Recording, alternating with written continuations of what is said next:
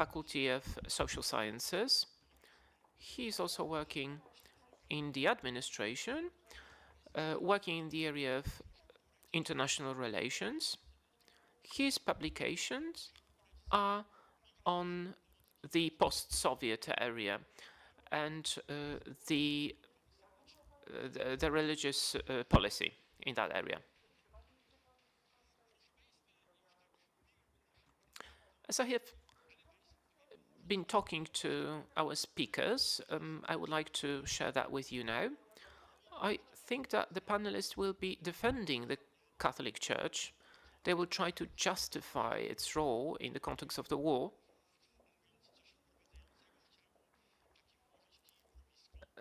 Then I would play a bit of a devil's advocate, something that will probably make it easier for them to defend the church teaching.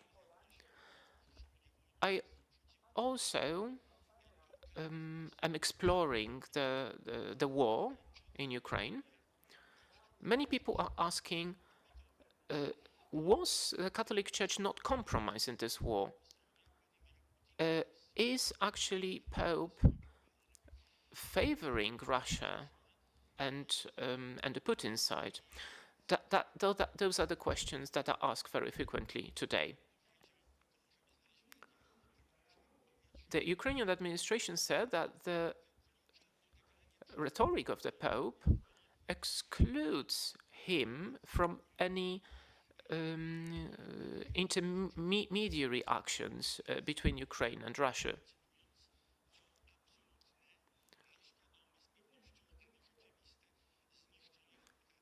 This is an attempt at destroying the authority of the Holy See. Probably in many countries, including in Poland, in the context of this full-scale war in Ukraine,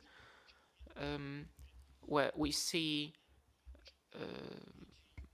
outrageous massacres, when we see the statements made by the Holy See, we may ask, why do these statements look as they do?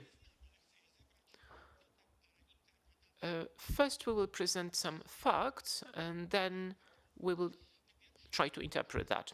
What are the facts?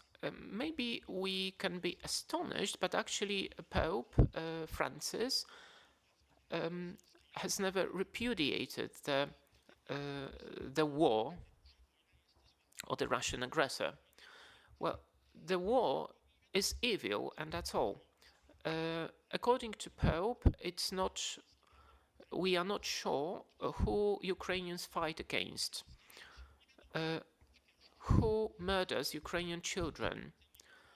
The Pope did not visit Ukraine or did not express the willingness to do so, although he expressed the willingness to visit Moscow, for instance. In the meantime, he attended big events, like, for instance, Youth Days in Lisbon. He was in Mongolia. At the beginning of this full-scale war, the Pope repeated the main thesis of the Russian propaganda, that the war was actually induced by NATO. When this statement made by Podolyak was made, which is a consequence of Pope's statement delivered to the youth gathered in Petersburg, he was talking about the great Russian culture. He said, "You are the ears of great Russia, of Catherine the Great, of the great empire, enlightened empire, the great culture and great humanity. You should not resign from that legacy. You are the heirs of great Russian mother. You should follow this legacy. I thank for what you do as Russian." The Pope also argued that the war actually favors the producers of arms. And the last fact, At the first stages of the war, the Holy See was against delivering weapons to Ukraine. So what are the problems? The Pope repeats the thesis of the Russian propaganda. NATO is responsible for the war. We would rather say that the aggressor is the party responsible. We could ask what would happen if the weapons and arms were not delivered to Ukraine. In the Catholic Church, especially in the West, a false image of Russia has been perpetuated as a country of great spiritual culture, of the orthodoxy. Well, there's no point believing in different theories, conspiracy theories, but what is important from our point of view? In the statements made by the Holy See and the Pope, we can notice the effectiveness of the Russian propaganda, especially in the Western circles, who have quite a false image of Russia as a country and society that is conservative, relying on traditional values and counteracting secularization. But it turns out that this image is actually quite effective. There is no reliable analysis of the war against Ukraine. There are only beautiful words about the peace. And finally, there are spiritual religious slogans like peace, reconciliation. But the question is how the peace should look like, especially if Ukraine were not to fight for its freedom. What about those massacres and crimes in Irpin, Bucha, etc.? This was my introduction, and now I would like to give the floor to our panelists so that they have the chance to defend the Catholic Church. They have 15 minutes for their talks, and then we will have discussion. And the first to take the floor is Dr. Irena Saszko.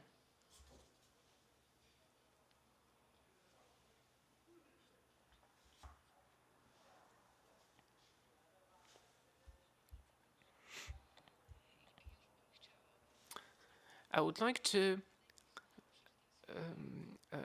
to attack some of the theses that you have presented, but first of all, I would like to start with my paper.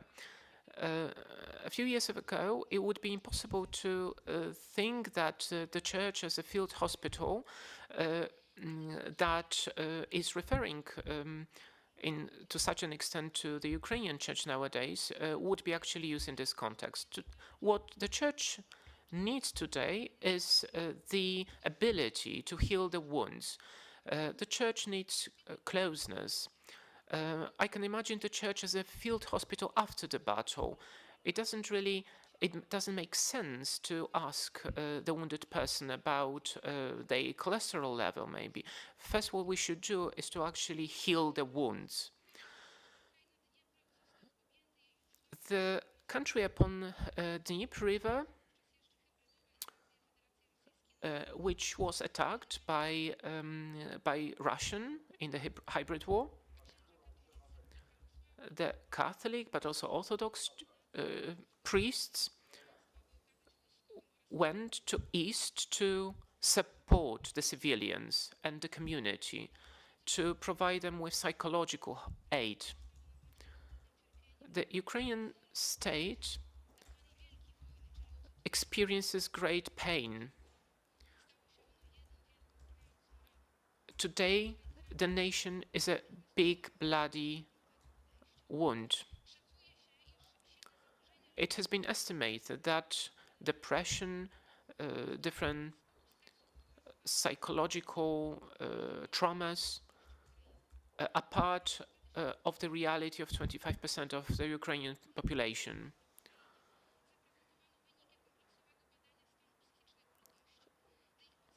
On the basis of the studies conducted on the psychological well-being of Ukrainian citizens, it turns out that about 50% of the population will need psychological help in the future. Many of them will have different psychological and psychiatric needs. The information on the people killed and wounded, the necessity to leave their homes contributes to that situation. About 8 million people emigrated from Ukraine. About 5 million have been internally displaced. This has a dramatic impact on the psychological well-being of the people. That's why we can perceive the church as this field hospital where people can get psychological care. First of all, this psychological aid should be delivered to the people connected with the military, with the refugees. The president of Ukraine, Volodymyr Zelensky, signed an act on military priests.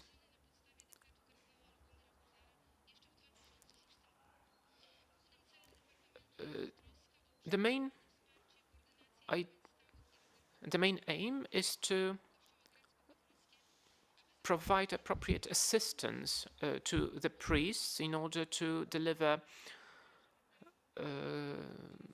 spiritual and psychological therapy and care for the people, for the society. This also includes educational activities.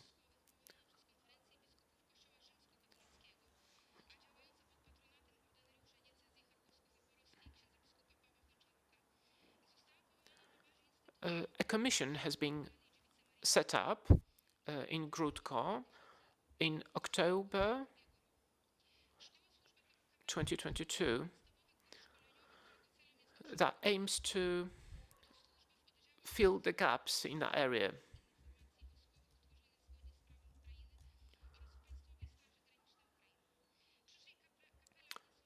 The future priests are also being prepared to serve in the military.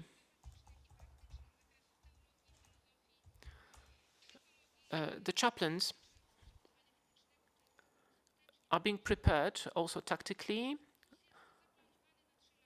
The course is planned for 3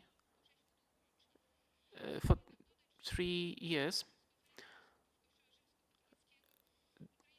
The Roman Catholic Church encourages the priests that are not involved in military action also to take part in those courses, because in this way they will be able to deliver better care not only to the soldiers but also to the families of the soldiers and the rest of the society. The Synod of the Ukrainian Greek Catholic Church that took place in September in Rome this year, a program has been set up together with specialists of Psychological Health Institute. On the basis of this program, 3-day courses have been conducted in 3 main areas: theology, pastoral care, and psychological aid. This program is meant to perpetuate the Church's teaching concerning the fair warfare and combating the wounds of the war. The theological ideas connected with salvation history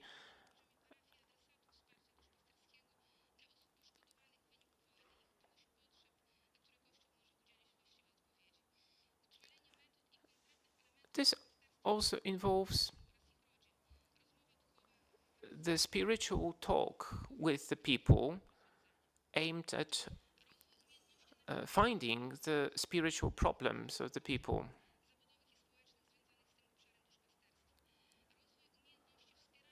The development of psychological stability in the face of war-related challenges, accompanying people with difficult experiences connected to war, people who experience displacement, the development of identification of psychological problems, problems related to PTSD, the ability to refer to a competent specialist. This program should be directed to 50 people each month, and in 10 months it should cover 500 people. There are also individual initiatives supported by bishops and different church institutions. For instance, the Foundation of John Paul II, acting in Lviv, set up a school in the Khmelnytsky Oblast, where theologians, the clergy, but also lay people may take courses. The participants of those courses learn about crisis intervention, first aid, and the trauma of the war for children and the adults. Thanks to that foundation, and also Psychosocial Support Center, together with specialists from different European countries, 700 supervision hours have been conducted for psychotherapists who did not have experience with working with people who had war experiences. In 2015, an ecumenical organization has been set up called the Christian Rescue Service. It is operated by the Roman Catholic Church in Ukraine, but actually it's open to the Christians of all denominations. Apart from Catholics, it gathers also Baptists, evangelicals, and other branches of Christianity.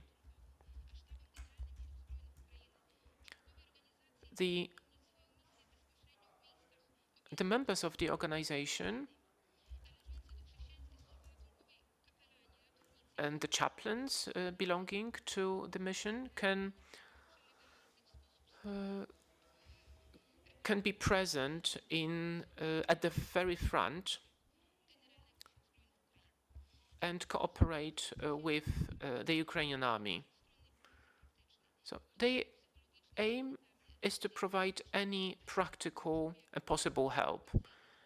They are also involved in consulting the civilians and the military, and generally the victims of the Russian-Ukrainian war. In order to provide a particular psychosocial help, a special unit has been formed called the Christian Rescue Unit, involving psychotherapists, psychologists, working at the parishes or rehabilitation centers. The reality of Great War has touched all the citizens in Ukraine. Many local ventures and initiatives have been formed as well. There are also people who serve as volunteers, both lay people and the clergy. in accordance with St. Paul's words.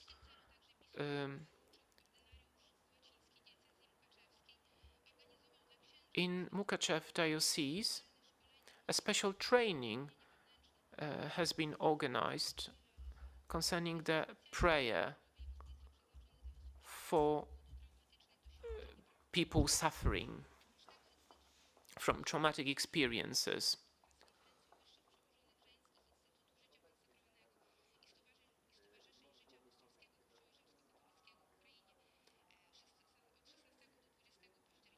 In October, that is last week, there was also a training for religious educators.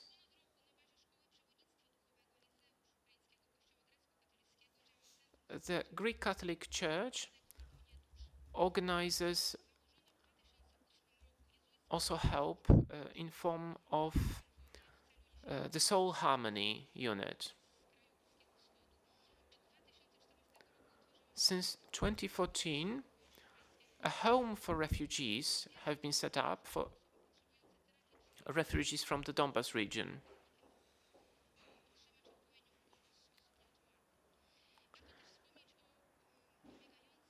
It's also worth noting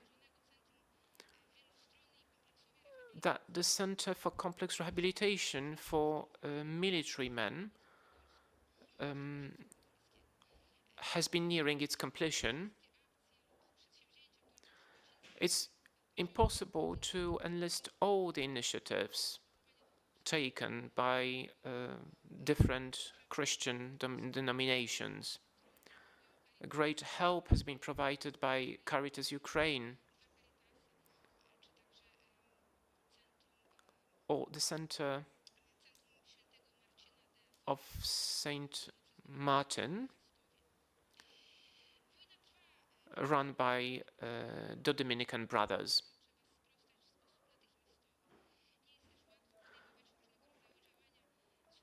It's not easy, certainly, to conduct such actions in those difficult times, given the current hardships.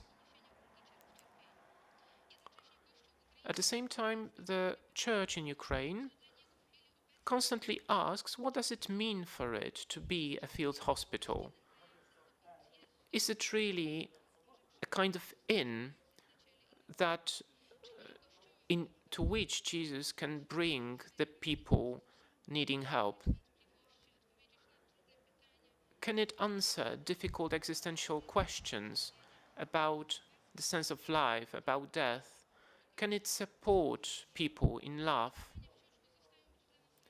These questions are certainly important for us because we are looking for a new creative approach, especially for those who can't even ask for the help.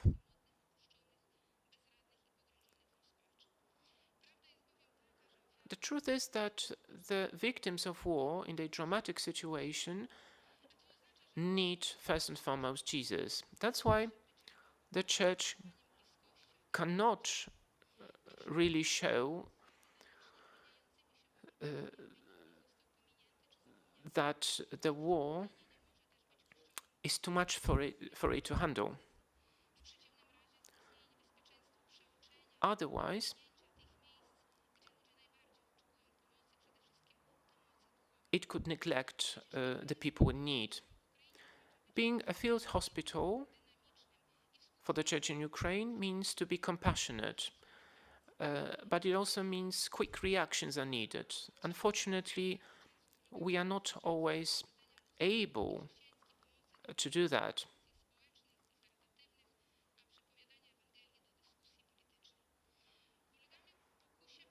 Very often we follow the temptation of lowering our hands, so to say, meaning that we may retract our help.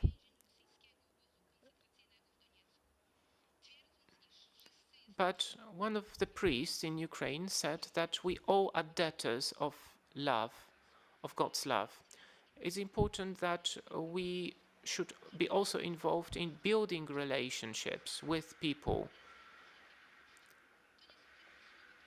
So the priest repeats that I am a debtor of love. We live for giving love. Thank you for your attention.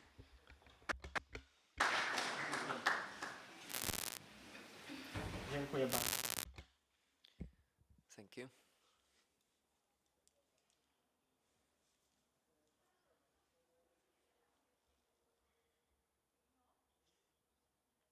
Thank you, Doctor. And Reverend Professor, please take the floor now.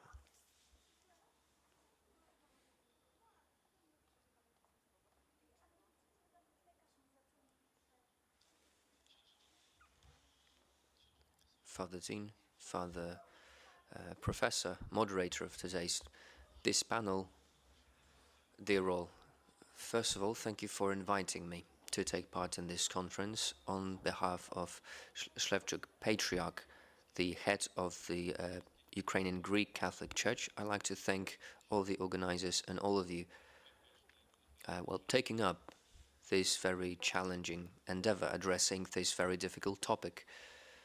We are meeting in a very special place so that together we talk about a complex, multi-threaded crisis that is tearing Ukraine apart, and it goes beyond Ukraine, as we can see. It's covering not just Europe, but other continents with its shadow, and it's permeating human hearts, bringing fear in the hearts of all. In Kiev, 1,100 sirens went off, identifying a bombing attack in Kiev only in September. Over 500 Shahed drones came to attack. My family wake up every morning thanking God for being alive, which means that at a subconscious level, your body is in constant fear. I'm wondering, how long can a person live under so much stress, where every week I witness funerals of fallen soldiers, soldiers who are not even professional ones. Months ago, they were university students, teachers, university professors, or even opera singers, and they were forced to fight. All of them belonged to various denominations of Christianity. There were also Muslims and Jews, and they they have been fighting for the same idea, for freedom, for democracy, for religious, moral values. They're fighting for peace. We know that there isn't peace without freedom and justice. There is no justice without forgiveness. This is what John Paul II used to say. We're living in interesting times. The ability to tell good apart from evil is becoming difficult. These obvious axiom need constant proving. We need to prove their validity. So the leader of Russian Kremlin is negatively perceiving Ukrainian striving for freedom and democracy because he is looking up to Stalin. Because Stalin equally tried to limit the liberties and freedoms of European states, also the Western European states, by imposing occupation in the 20th century. So Putin is using Stalin's textbook, if you will, following in his footsteps. In Slovakia, Robert Fico may turn out to be an ally of Putin. He's the head of the party that won by a landslide the parliamentary elections, and they're not hiding their approval of Kremlin. The beginning of Russian aggression is not just a response to NATO's barking at the doors of Russia. The Ukrainian patriotism is blamed for provoking Putin. I don't know which words to use to call it, how to call it, if it's, gainful employment or if it's madness. The Hungarian Prime Minister Orban's club was complemented with politicians who are seriously calling for limiting help and assistance for Ukrainians by supporting the war. they are in fact supporting the Russian government, and they want to deprive Ukrainians of their own identity and justice, trying to look for rational explanations for this political blindness which is supporting Russian narrative. We have to look at some Western politicians and partners.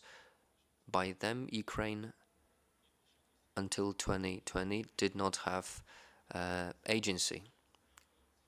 Let's look at the official document of the Munich conference. The Munich Security Forum operated under the motto 12 steps for higher security in Ukraine. They put forward an option, quote, starting a dialogue for identity of Ukraine involving Russia and Hungary and other states, end quote. Can we imagine a document like that put together by somebody else? 12 steps for higher security in France, involving the following text: launching a dialogue about France's identity involving Spain and the UK, who, well, were supposed to have a say. Reaction to this text would be interesting. This is undermining legitimacy and autonomy of a state, and it goes to show a tragic fact. Ukrainians, until recently, in the eyes of Western politicians, were people without clearly defined identity, because the whole of the mosaic of political and religious identity of Ukrainians was perceived as lack of identity, or identity was put to question. Maybe this is the reason why Russia decided to fulfill the wish of Western experts by sending their military to Ukraine, therefore backing their thesis that Russian minority was supposed to be helped, or the narrative that Ukrainians and Russians were a single nation, repeating their lies, their propaganda, saying that lie became our shelter. Isaiah's. I used a biblical quote because I'm sure that the entire political ideology of Russian government is operating under the blessing of Eastern Orthodox Church, which is promoting the Russian Mir idea, the renewal of the Russian Empire. The culture that Professor has today mentioned turned into an ideology that kills. Nowadays, world looks at the criminal past of Russian Empire in a different way. It's looking in a different way at the radical nationalism of Peter I and Catherine II, who lay the foundations for today's war in Ukraine, a war that every day brings death and destruction to the people of Ukraine. The Patriarch Cyril also unfortunately considered the Russian attack as a holy mission of the Russian Orthodox Church.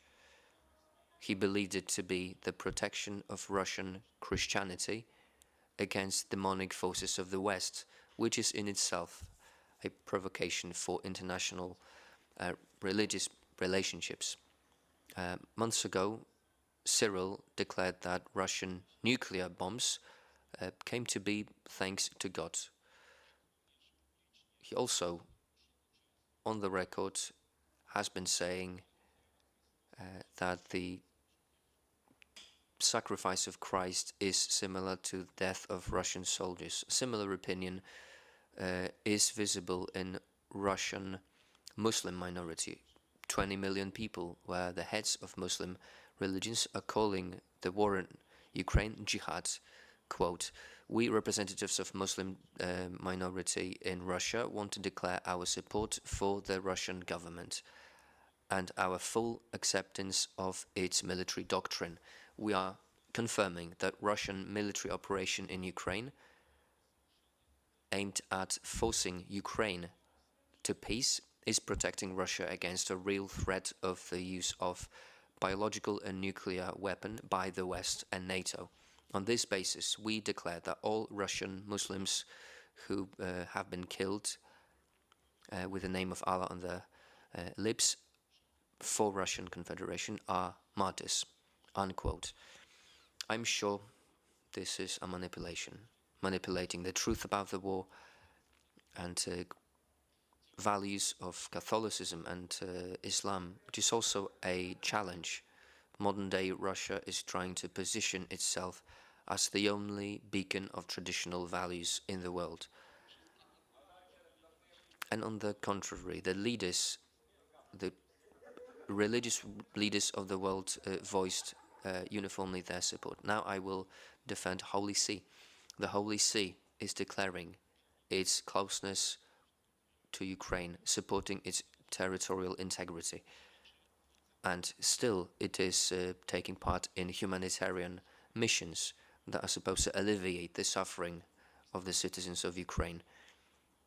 There are clear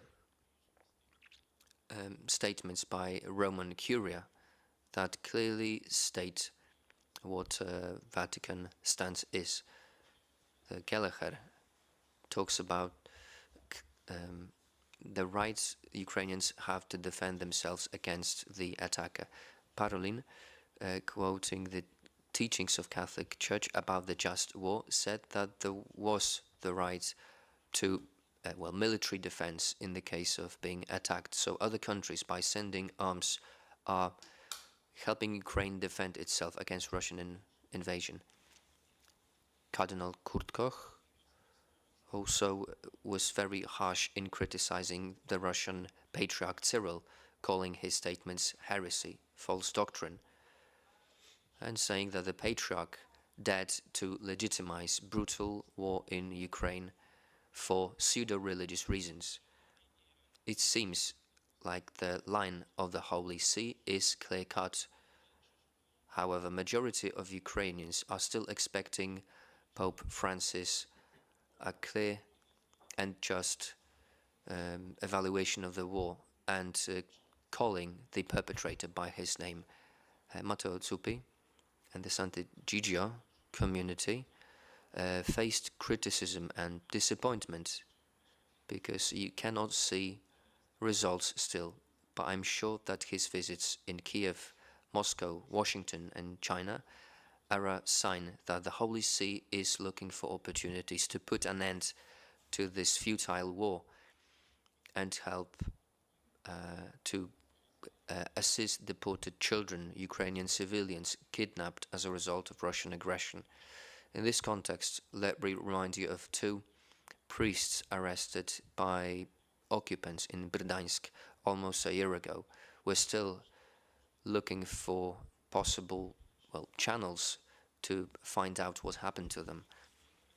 Speaking of religious leaders, I would like to mention Ecumenical Patriarch Bartholomew, who said that Russian Eastern Orthodox Church and Russian statesmen are co-responsible for the crime of war. Today it's becoming more apparent that war has ideological underpinnings. It was born in the Moscow Patriarchate, in radical Russian nationalism. It is denying Ukraine's right to exist, and in their understanding it is freeing Ukraine from a godless and liberal West. Constantinople hierarch noticed that such brutal attack on Ukraine was also a war against all creation, because it poses a real threat to natural environment. And almost 30 years ago, Ukraine, taking care of natural environment, said no to nuclear weapons, making a political gesture, but also a evangelical one. It's no secret that after the fall of the Soviet Union, Ukraine had the third biggest nuclear capacity in the world, and by losing this status or foregoing this status, they clearly stated that they wanted world peace. Similarly, now open activities for world peace, which the Three Seas initiative is a part of, is working towards secure future, offering the world faithfulness to basic needs, solidarity, dignity and equality. Similarly, the Congress of Theologians of Three Seas is open to questions that concern the religious word.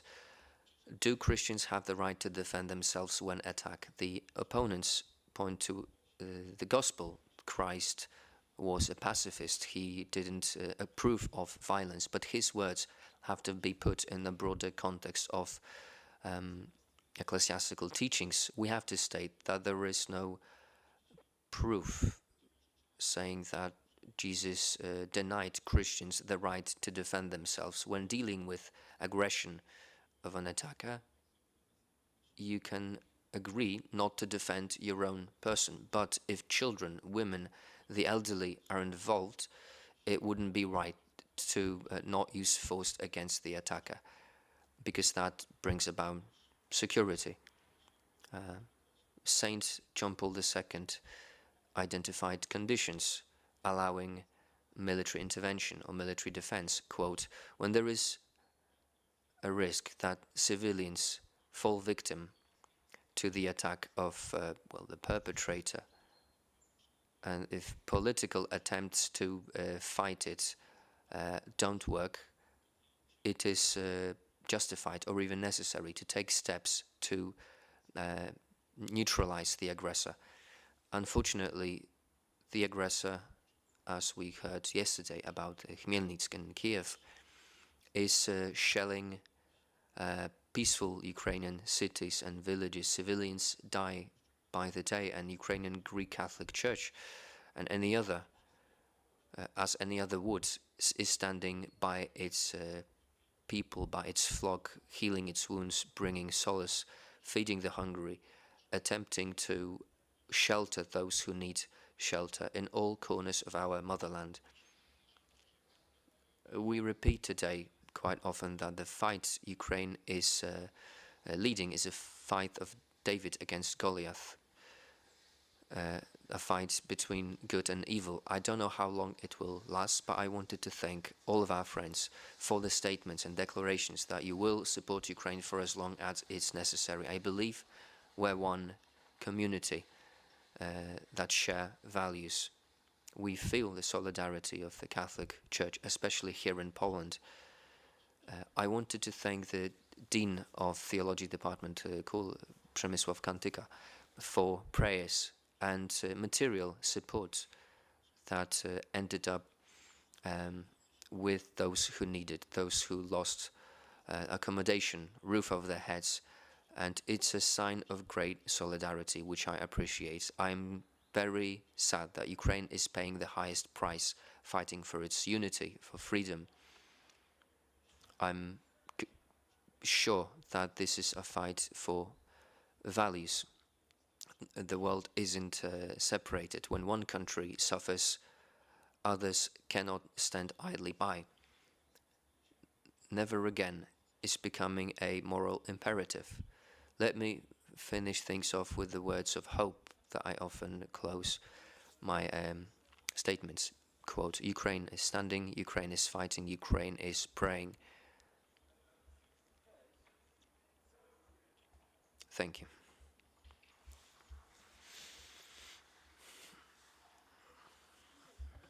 Dziękuję bardzo. Thank you for that talk. It was a really good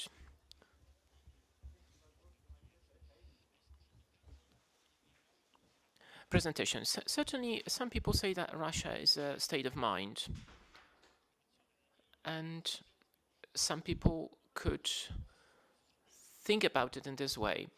And now let's take a look at that from the other side, what the Russian propaganda talks about us.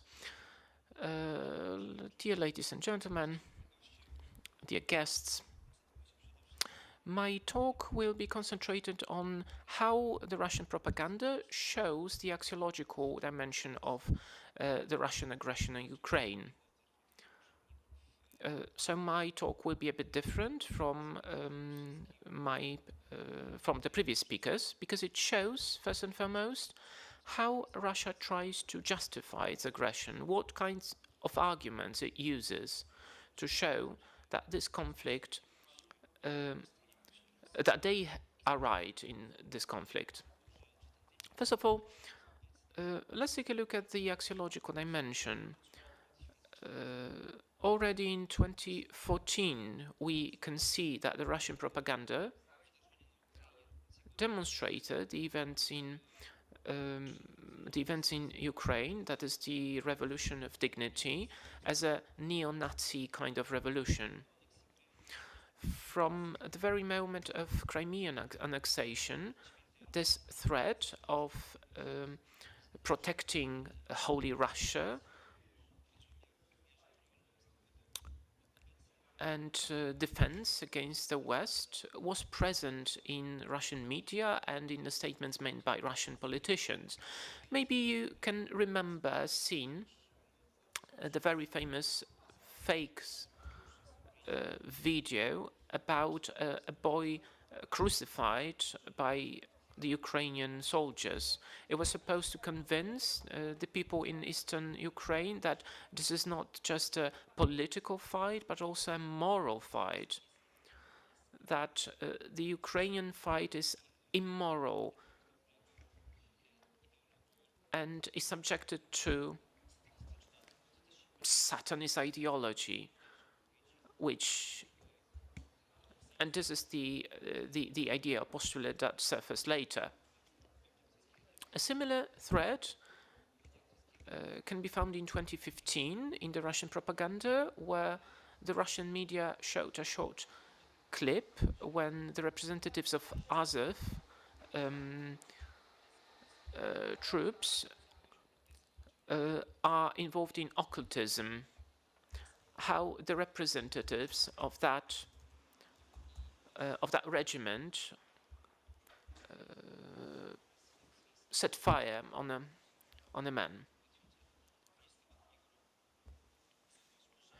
We can clearly see that from the very beginning of this new stage of the aggression, the threat of desatanization of Ukraine was very often used by the Kremlin propaganda to discredit not only the Ukrainians that were fighting against the Russian aggression, but also against people who were supporting Ukraine from the very beginning of that conflict.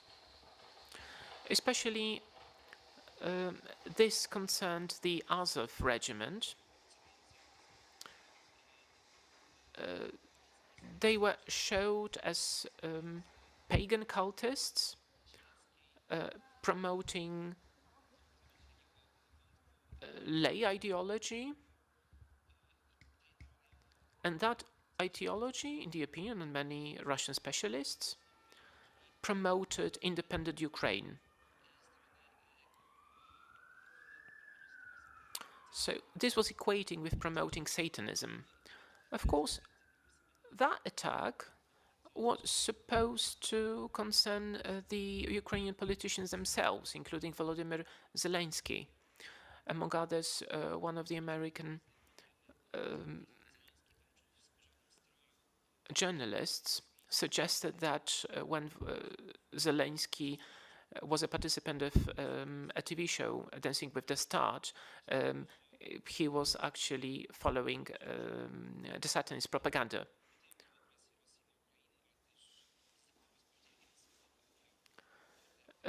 It was also alleged that the Satanist church invested in Ukraine and was supporting the Ukrainian military.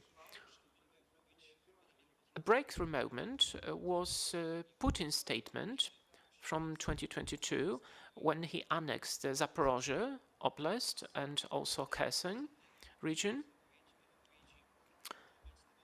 Then in his statement he was referring to Satanism when he said that the rejection of the human dignity and subjectivity is a Satanist threat.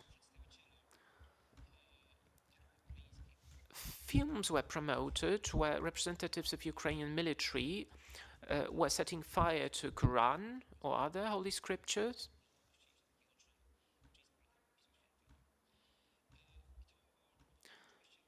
Of course, this evoked different reactions by people such as Kadyrov, who said that it's like a holy war against Satanism. Such statements can be found already at the end of 2022. Some say that we can see the war between the heaven and the hell in Ukraine. The opening of Satanist anti-human civilization. Interestingly, Vladimir Putin, but also the Patriarch Kirill, defended Putin and said that globalization is an embodiment of Satan and evil forces. And Vladimir Putin, defending the faith, is being attacked by those globalistic, anti-Christian forces. This narrative was present in media, in Russian media, throughout 2022 and of course this year. It was suggested that the aggression aimed at defending Russian Orthodoxy and Russian citizens living in Ukraine was directed against those anti-socialist, anti-Christian values. But later on, another thread appeared in that narrative concerning the Auto-Catholic Orthodox Church in Ukraine. This was connected with Ława Paczerska events.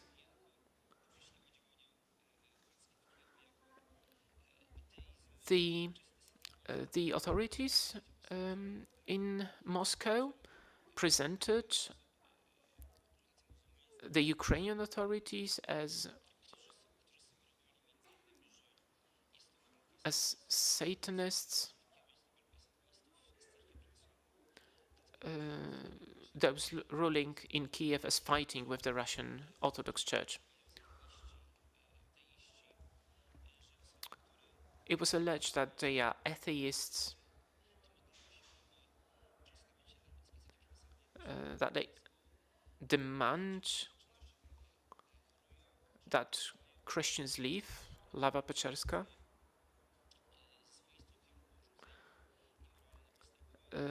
that they are immoral.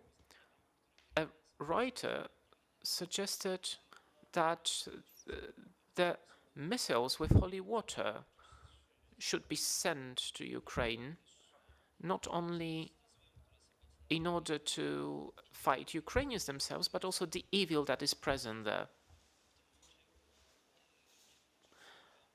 Of course, there are many other threats, but they allow us to see that those actions are premeditated.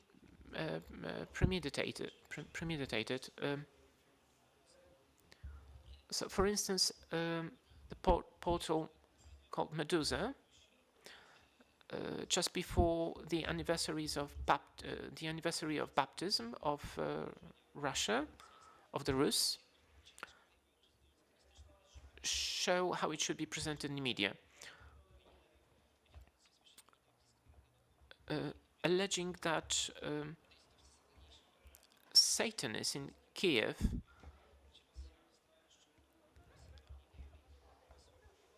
occupy the city in which the Rus has been actually baptized, that they follow the thought and ideology of Bandera and Hitler. As we can see, those actions were aimed at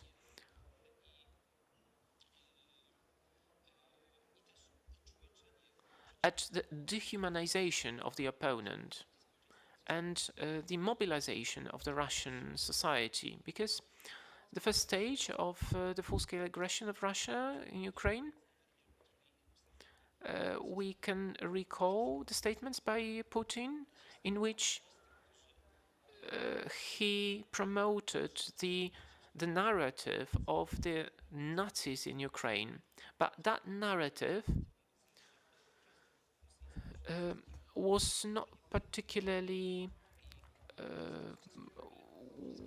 was not really supported among the Russian society, and a stronger argument was needed in defense of Christian values.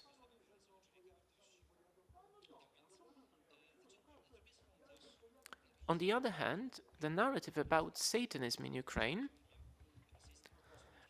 was supposed to justify the brutal behavior of the Russian army.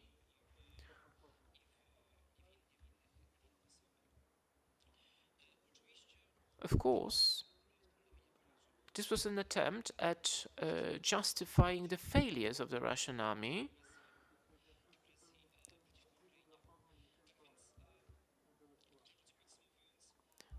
Thus, to wrap it up, it is worth pointing out that the Russians from 2014, actually, or since 2014, have been trying to justify their aggression on Ukraine, portraying Ukraine as a tool in demoralized West, whose aim is to destroy the Russian Federation.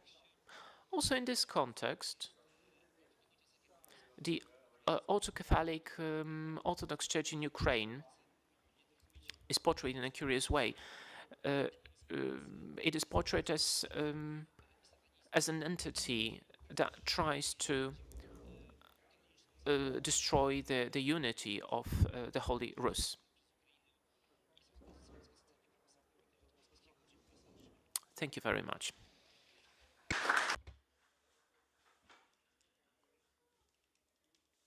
So thank you. Thank you, Doctor, for your contribution. You didn't surprise us. Well, what Russia is doing is a different state of mind. Well, shooting them with missiles filled with holy water, I think, would be, well, it's worth considering. So I will give the floor to the audience, ask questions, but since I'm still at the microphone, I wanted to begin the discussion with issues that I find most intriguing. Dr. Shashko presented the perspectives of Latin Church and Greek Catholic Church, but in your opinion, does it matter? Does it have an impact on the public viewing of Catholic Church in Ukraine, especially in the context of the provocative elements that I've mentioned? Is it really improving the image of the Church? The initiatives that you've listed, probably there are a lot more. Are they making an impact? And Father Doctor, thank you for the presentation, the defense of the Holy See, but you mentioned about the position of the Patriarch of Constantinople,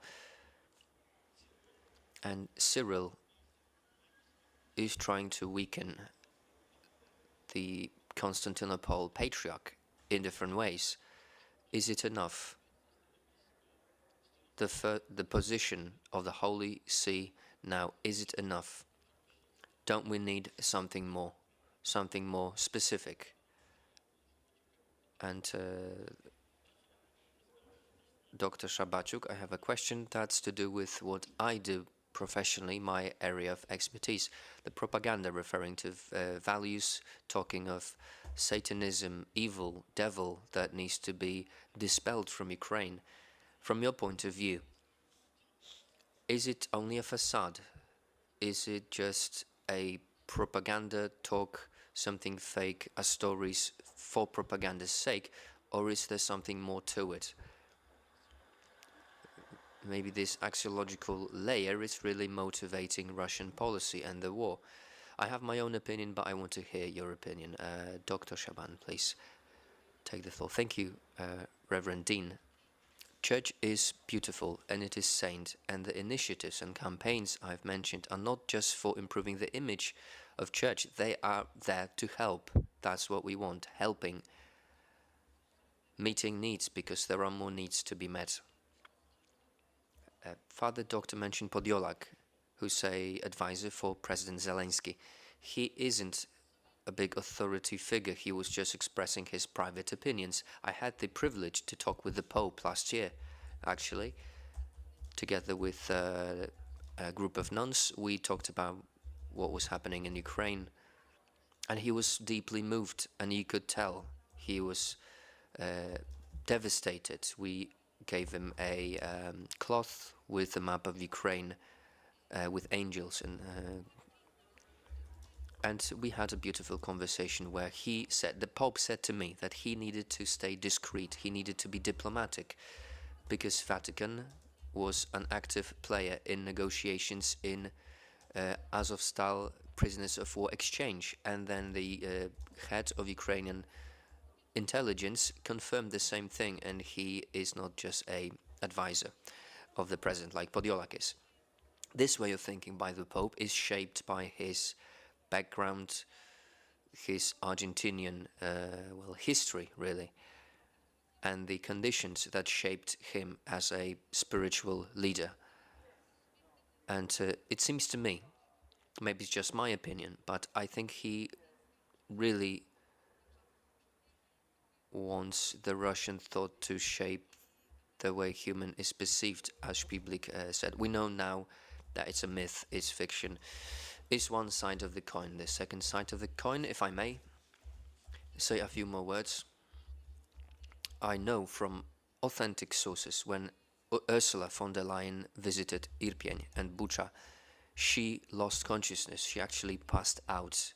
I know from reliable sources that Steinmeier, when he had to go to a bomb shelter in Chernihiv when there was a shelling, an attack on the city, he was a different person when he left that bunker. We know what Steinmeier's policy had been until that point. Cardinal Krajewski, together with Honcharuk, the Kharkiv and Zaporozhye bishop, prayed over the dead bodies of victims of Izium, and the ground was still moving where the bodies had been buried. He was deeply moved and terrified by what he has seen. Catholics in Ukraine, we dream about Pope visiting Ukraine and giving us his blessing, being there for us.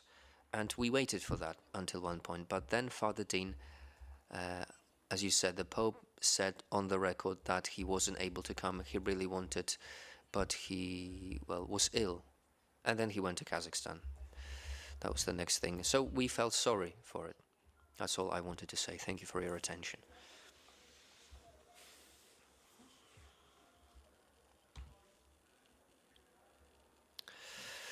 I'm sorry, the translators cannot hear the microphone.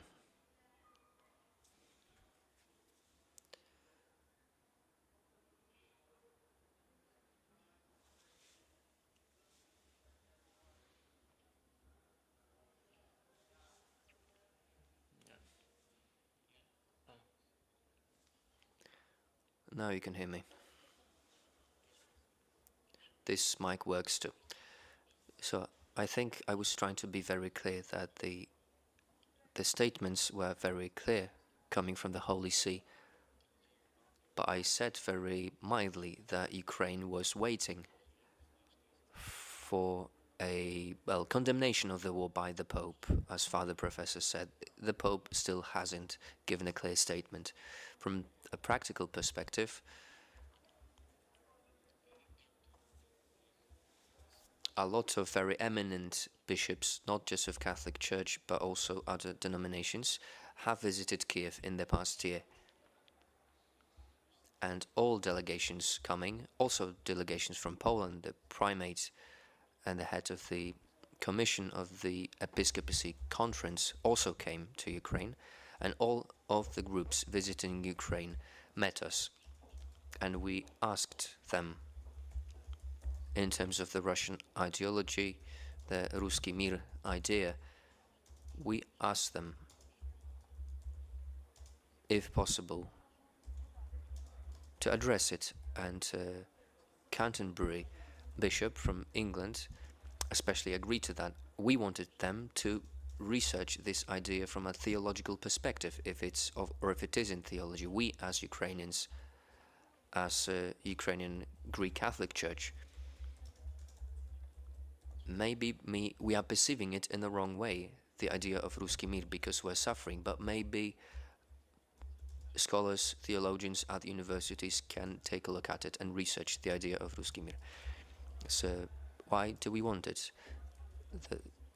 For Muslims, they had a similar problem and they combated it.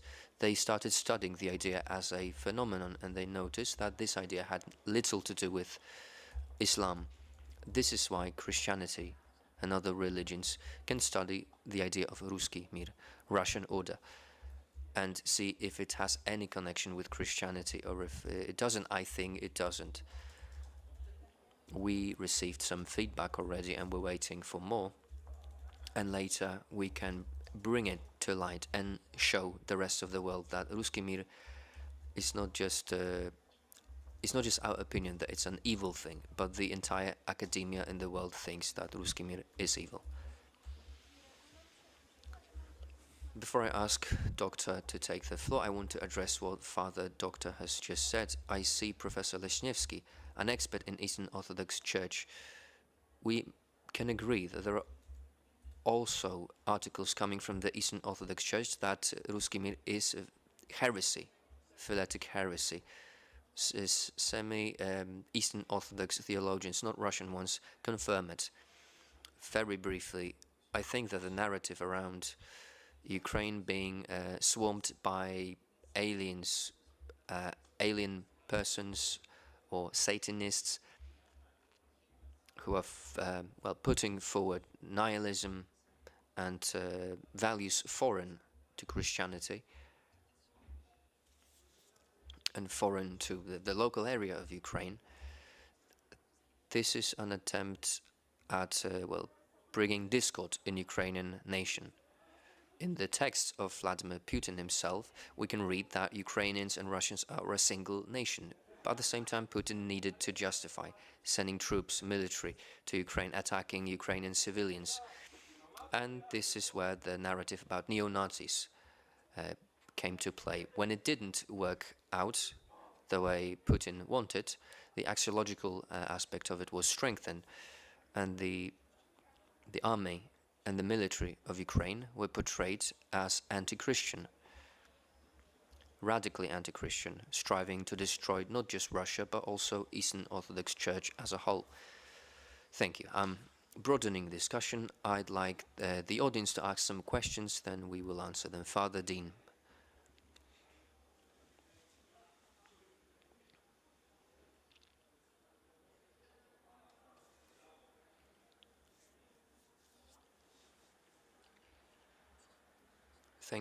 I'd like to thank all the panelists and the moderator for amazing statements we could hear.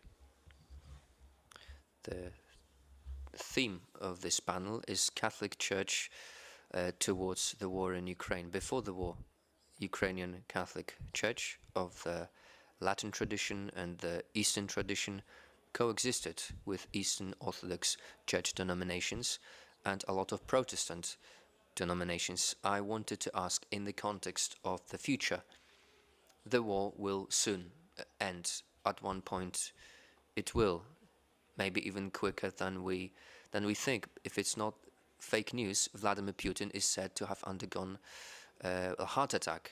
Maybe Russia will be different very soon. So in the context of the anticipated end of war that will come sooner or later, how has war changed ecumenical relationships in Ukraine?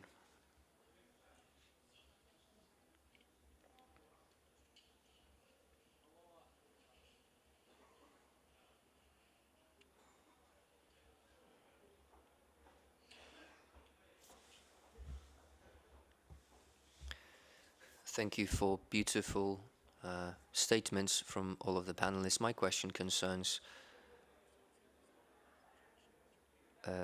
Dr. Andrzej Szabaciuk and Mr. Składanowski, the moderator. Is there any research into the faith of Greek Catholics who are in Russia, in Siberia, Greek Catholics from Ukraine? Because at one point Lube Merhuzar, the cardinal, had a conversation with the journalist Marżakowski, and the cardinal said that he had talked with a representative of the Pope in Russia, and he said some interesting things, namely, there are more Greek Catholics in Russia than we think. So here is my question. The issue of Greek Catholics in Russia, is it of interest to anyone? Anyone from the church? Or anyone from the academia? Thank you. Are there any other questions? Please.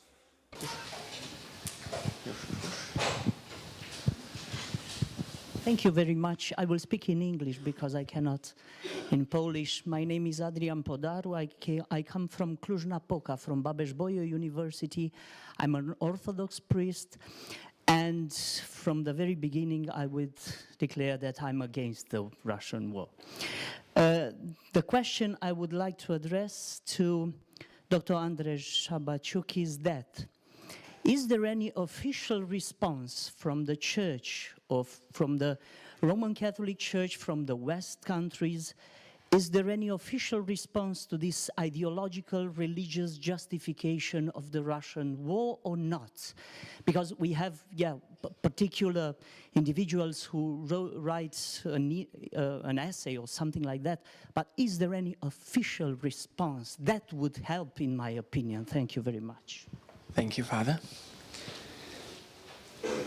Jeszcze jedno pytanko i... And maybe just one more question. There's a question from Reverend Pawłowski. Is Pope Francis not in the same situation as Pius XII, where the alternative between defending his own good name and the protecting the life of people? And any other questions? I'm an Orthodox priest from Romania, from Cluj-Napoca, the same university like my colleague. I have a comment and a question about Ruski Mir ideology. The comment is as follows. There was I forgot when, I think in 2020 or 2022, I think, a declaration against Ruski Mir ideology that was prepared by Theologians in the United States of America, and many of us, let's say, signed that declaration against Ruski Mir ideology. And there are many reasons to sign it. That you said it's a heresy and it's more than only philitism. Okay, but in that declaration and before that, this Ruski Mir ideology has several steps, and it was developed in different ways and in different steps. In one moment, the Moldavians, I mean Romanians that are living abroad, and in Republic of Moldova, they were part of this Ruski Mir ideology system. And not only theologically speaking, Ruski Mir is against, through also historically speaking, is something, an invention. And is this, at least my colleague asked about the official declarations against, let's say, war, or is something like that, theological declaration against Ruski Mir or against this political approach to the war and religious approach to the war in Ukraine?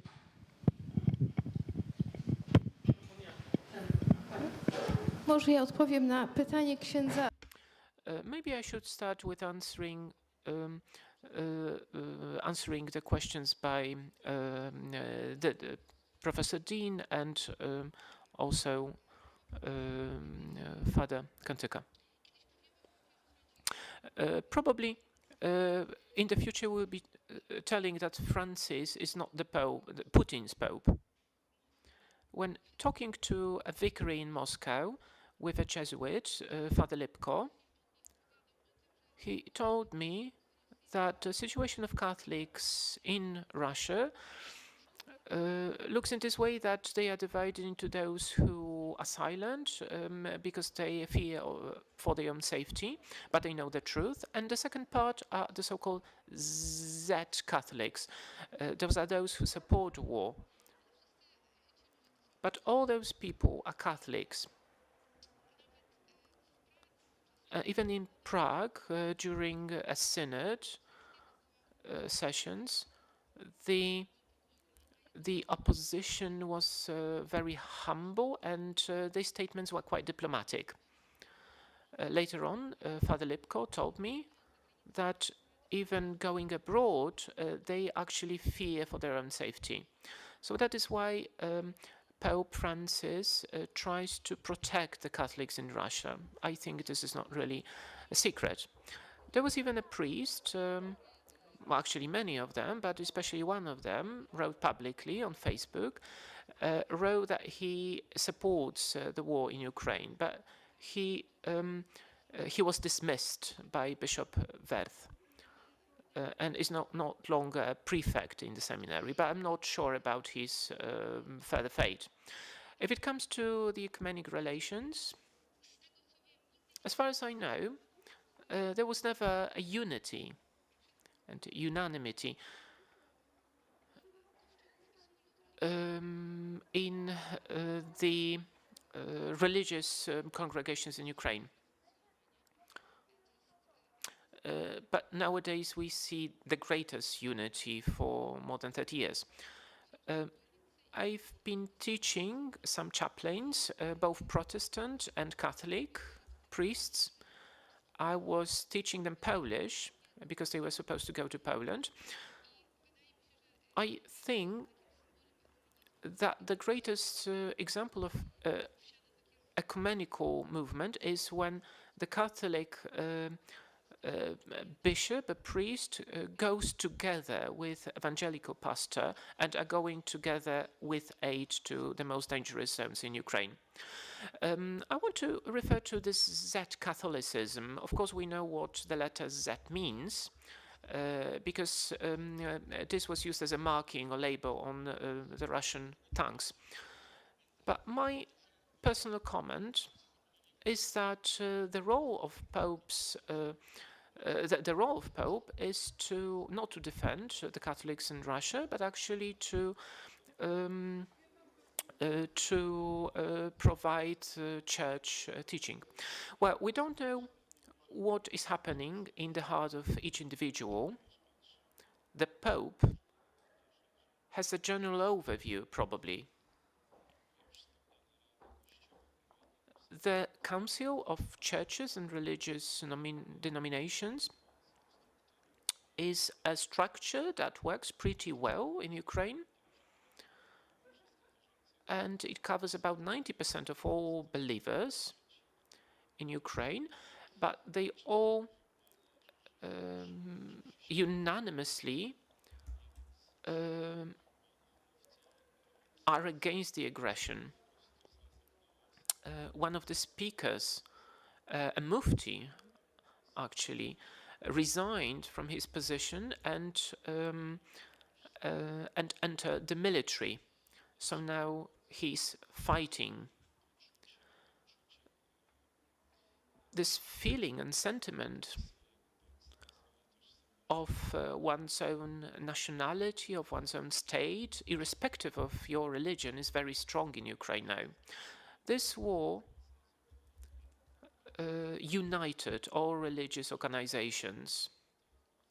If it comes to Greek Catholics in Russia, the question is very difficult.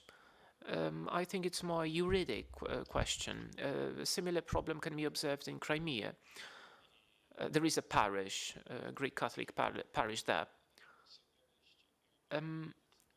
We said recently that there are two possibilities. Either they can declare their connection with Russia or with Rome. So some parishes said that they will be subordinated directly to Rome. I've heard about 3 million of Greek Catholics living in Siberia, and Bishop Word is actually responsible for them. It's quite surprising for me what the Pope said to the Russian youth.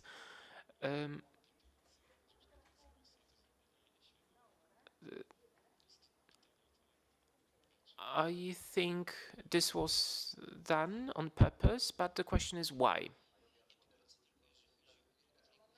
If it comes to Greek Catholics in Russia, This is a broad topic that should be researched.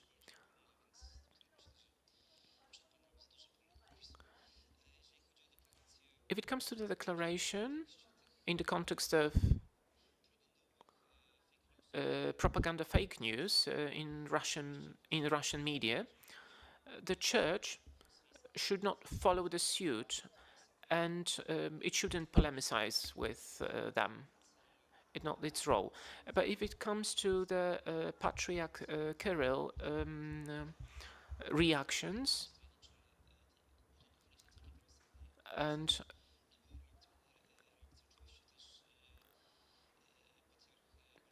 there were also certain reactions on the part of Patriarch Bartholomew. But I'm referring here to individual responses to the Patriarch Kirill. When we are talking about the war, the church taking a radical statement or position by the church,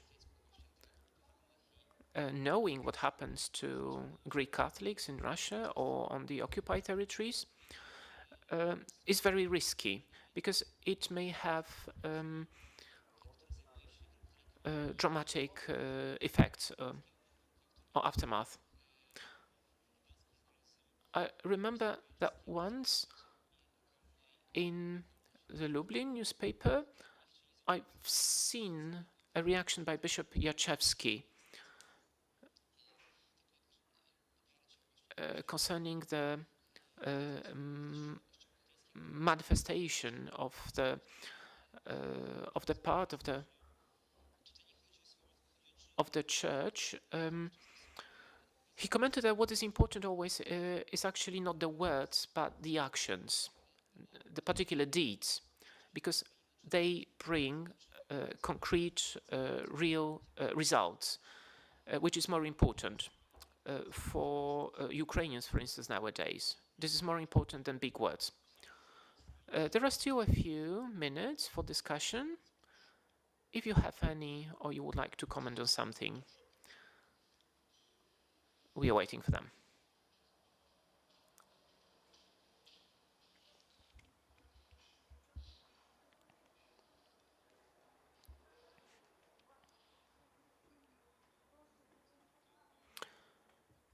You were talking a lot about Pope's visit to Ukraine, but in order to invite the Pope, everybody must agree on that. That is, all denominations must agree on that. Ukraine is not only a Catholic country. When Benedict XVI wanted to come to Ukraine, the Cardinal Huser said it's not the proper time for Pope to come and visit the country. And because of that statement, during the Revolution of Dignity, the Pope's visit was blocked.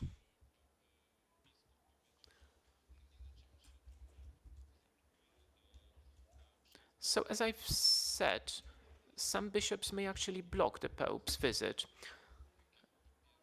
So the process is actually quite difficult and complex. What can we do in such a situation?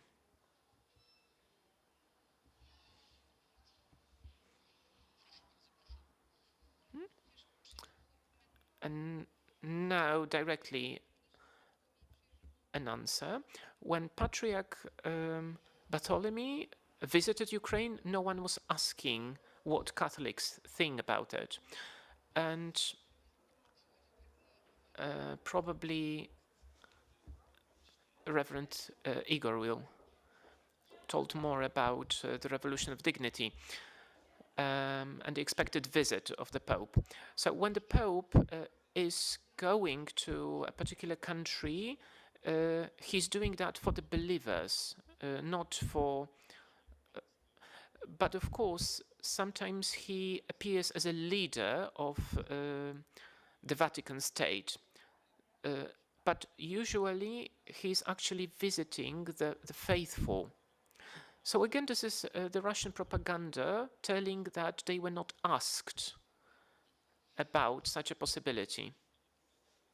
So this is an attempt at manipulation. Another question. I have a comment on the Catholics in Russia, because a few days ago I was talking to Jesuit brethren working in Russia. One young Jesuit came back from an internship in Tomsk. He said that, for instance, in Tomsk, the Catholics are more courageous and have certain ideas on this military operation in Ukraine. But again, this refers to what has been discussed earlier, that there are those Z Catholics and the others. And there was also another Jesuit father, an American, called upon by the special forces. He was working in a school in Tomsk. He was told by the security services that he might be careful, should be careful. It would be maybe better for him to leave Russia. So it turned out that later that he was actually also Marines in the States. So that's why probably he was being approached in such a way by the security forces.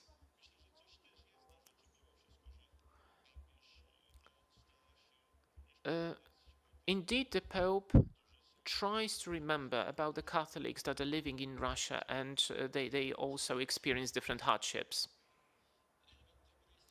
Yes, indeed, this is a so to say a good side of the security services, because they forewarned that priest in question.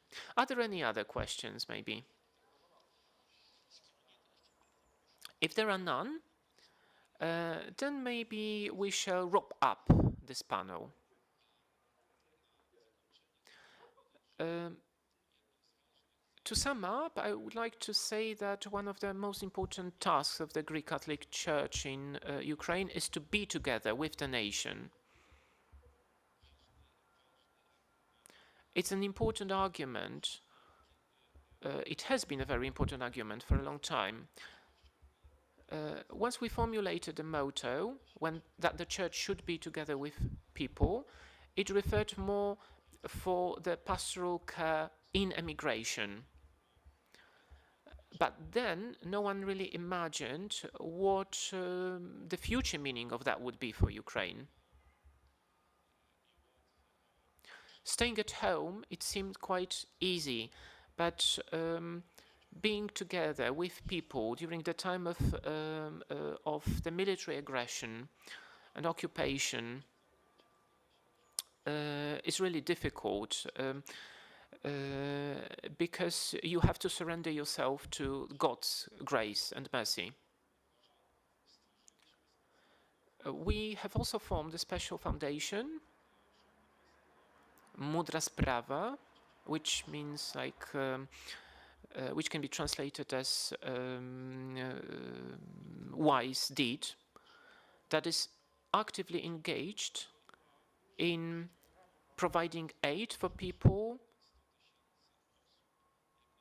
like food, packets for people. For instance, in Kharkiv, people still receive this kind of help so that they can survive the difficulty of not having enough financial means.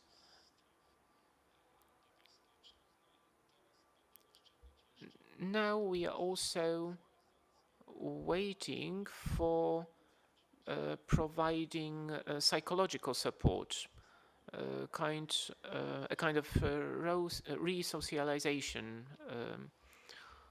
assistance for the people.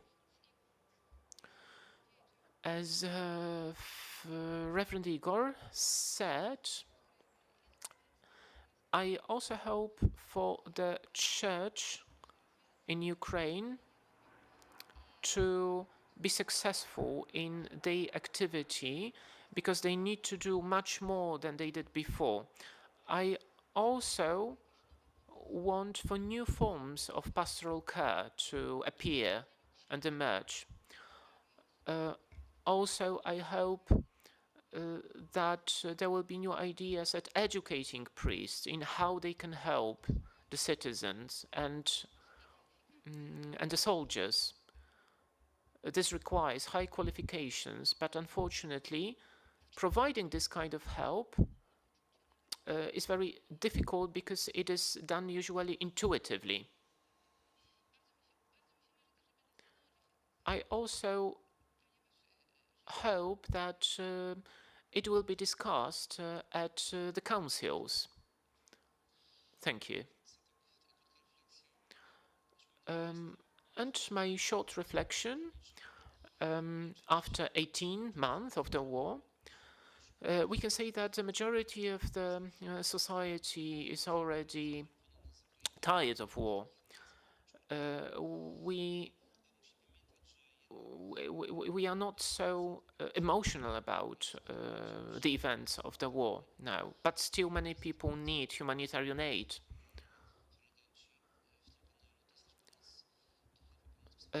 But of course, we can't forget about the spiritual and religious aid. That's why the church should make appeal to people to continue with that.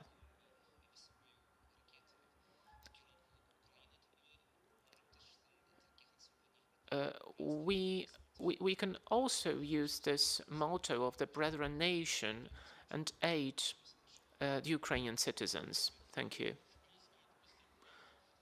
And I actually represent here two research perspectives. As a theologian, I can say that the church does not consist only from the official statements made by the Pope or the Roman Curia, but actually in the help provided by the church, we see the living church.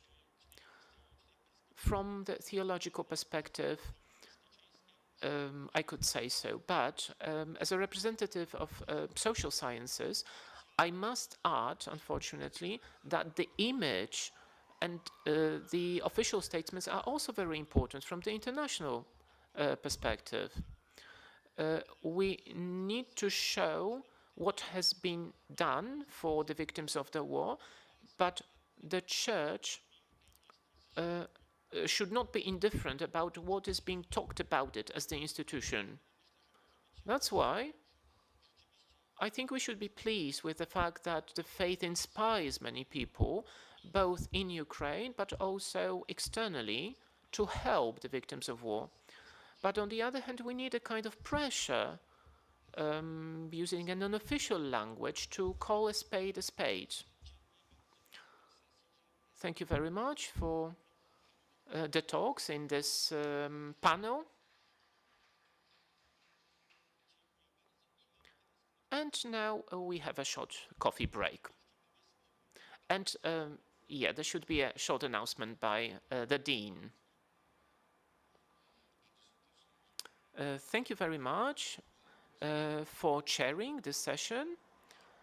And especially my thanks go to our guests for the and we have small gifts for the panelists.